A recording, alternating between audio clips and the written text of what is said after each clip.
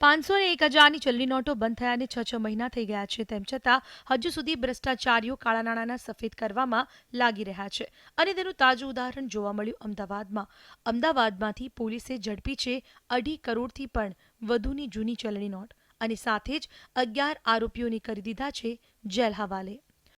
વસ્ત્રાપુર પોલીસને બાતમી મળી હતી કે કેટલાક શખ્સો કમિશન આપીને નોટો બદલાવવા માટે અમદાવાદ આવ્યા છે અને પછી જ્યારે દરોડા પાડ્યા તો રૂપિયા જોઈને પોલીસ અધિકારીઓ પણ ચોંકી ઉઠ્યા.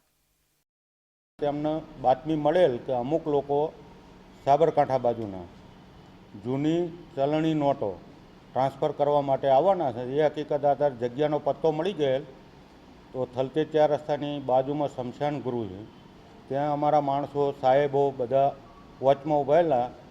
એ કુલ 7 માણસો હતા.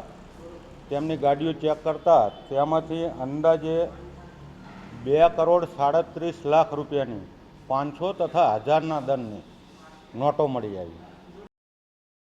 7 આરોપીઓ ધરપકડ બાદ પોલીસે બીજા સ્થળે દરોડા પાડ્યા અને ત્યાંથી પણ કાળા નાણાંનો કારોબાર ચલાવનાર ખેડબ્રહ્માના 4 શખ્સોની ધરપકડ કરી. ત્યાં એક વગર નંબર પ્લેટ વગરની અલ્ટ્રો ગાડી, તે બરોડા બાજુના 4 ઈસમો હતા. એમની ગાડી ચેક કરતાં એક કાળી બેગ મળી આવેલી.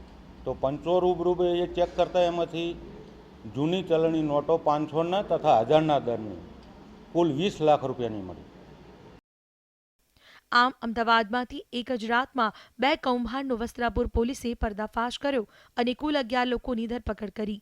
આરોપીઓ પાસેથી પોલીસે 2.57 કરોડ રૂપિયા રોકડા અને કાર સહિત અન્ય મુદ્દામાલ મળી કુલ 2.77 કરોડથી વધુનો મુદ્દામાલ કબજે કર્યો હતો.